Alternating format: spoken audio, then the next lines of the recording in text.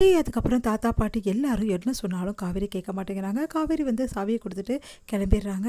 அடுத்து விஜய் பெரிய மனசு இல்லாம அங்கேருந்து கிளம்புறாங்க. இத பார்த்து விஜய் வந்து கதறி அழறாரு. அவரால தாங்கிக்கவே முடியல. நடந்த விஷயத்துலேருந்து மீள முடியாம வந்து கஷ்டப்படுறாங்க. நம்ம விஜயும், காவேரியும் 2 பேருமே வந்து எப்படியாவது சேரணும் அப்படின்னு சொல்லிட்டு என்ன பண்ணுறதுன்னு தெரியாம முயற்சி பண்ணிட்டு இருக்காங்க. இந்த சூழ்நிலை விஜய் வந்து பழைய மாரி இல்லாம ரொம்ப சோகமா வந்து தாடியெல்லாம் வச்சுட்டு ரொம்ப மனசு கஷ்டத்தோடு தெரிஞ்சிட்ருக்காரு. அவரால் எதுலேயுமே வந்து கவனத்தை செலுத்த முடியல. இதனால வந்து ரொம்ப வந்து டென்ஷனாக அப்படியே சுற்றிட்டுருக்காரு. இதை பார்த்து தாத்தாவும் பாட்டியும் மனசு வருத்தப்படுறாங்க. தாத்தா வந்து கொடைக்கானல் போயிட்டு காவேரி நிற்பார், காவேரி பார்த்தா தான் உனக்கு தெளிவு வரும் அப்படின்னு சொல்லிட்டு சொல்லி அனுப்புகிறாரு. அதனால் விஜயும் காவேரி பார்க்க கொடைக்கானல் வராரு. இங்கே வந்து மனசு கஷ்டத்தோடு இருக்காங்க நம்ம காவேரி. அவங்க வந்து என்ன பண்ணுறாங்க, அவங்க அம்மா கிட்ட எவ்வளோ சொல்லி பார்க்குறாங்க, அம்மா நம்ம இங்கே இருக்க வேணாமா, நம்ம இங்கே சென்னைக்கு போயிடலாமா, சென்னையில் எனக்கு வேலை கிடைக்குமா, நல்லா பார்த்துக்கிறேம்மா நான் அப்படின்றாங்க. போதும் நீ பார்த்துக்கிற லட்சணம் எல்லாம் போதும், இதுக்கப்புறம் நான் சொல்கிறது கேளு, ஒழுங்காக வீட்டோட இரு, எங்கேயும் நீ போகக்கூடாது வரக்கூடாது அப்படின்னு சொல்லிட்டு இருக்காங்க. எவ்வளோ வந்து சொல்லி பார்க்குறாங்க. கங்காவும் அவள் வரட்டுமா எங்கள் கூட அப்படின்னு, அதெல்லாம் வேணாம், சென்னைக்கு மட்டும் நான் போகவே விட மாட்டேன் காவேரின்னு சொல்லிட்டு விடாப்படியாக இருக்காங்க. இந்த சூழ்நிலையில் நம்ம விஜய் வந்து காவேரியை பார்க்கறதுக்காக ஊருக்கு வராரு. இந்த விஷயம் வந்து ராகினி என்ன பண்ணுறாங்க, ஃபோன் போட்டு வந்து பசுபதி கிட்ட சொல்லிடுறாங்க. பசுபதி வந்து செமையாக வந்து சம்பவம் இருக்கு போட்டிருக்கே, என் ஊருக்கு வரானா, எத்தனை வாட்டி எனக்கு வந்து பிரச்சனை கொடுத்துருப்பான், அதனால் இப்போ வச்சு செய்யலாம் அவனை அப்படி சொல்லிட்டு ஊருக்கு வரட்டும் நான் பார்த்துக்கிறேன் அப்படி சொல்கிறாரு. இப்படி வந்து ஒரு திட்டமும் போடுறாரு. இங்கே காவேரி வந்து விஜயும் மீட் பண்ண விடக்கூடாது, இவங்க 2 பேரும் மீட் பண்ணால் கண்டிப்பாக ஒன்று சேர்ந்துருவாங்கப்பா, அதனால் வந்து இவங்களை மீட் பண்ண விடாமல் பார்த்துங்கப்பா ராகினி சொன்னது ஞாபகம் வச்சுக்கிறாரு. உடனே வந்து எப்படியாவது இவனை வெட்டி எடுப்பிடுமே, இதுக்கு சாரதா தான் ஒரே ஆள் அப்படி சொல்லிட்டு யோசிச்சுட்டு இருக்காரு. இந்த சூழ்நிலை விஜய் என்ன பண்ணுறாரு, காவேரியை வந்து மீட் பண்ணணும்னு சொல்லிட்டு நிறைய முயற்சிகள் பண்ணி கடைசியில் காவேரியை மீட் பண்ணிடுறாரு.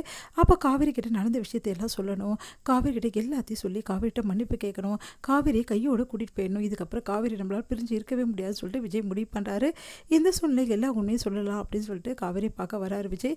காவேரி வந்து விஜய் பார்த்துட்டு அதிர்ச்சி அடைகிறாங்க. ஆனால் சந்தோஷம் ஒரு பக்கம் அவங்களுக்கு தாங்க முடியல. விஜய் பார்த்துட்டு அப்படியே சந்தோஷமாக ஓடி வராங்க.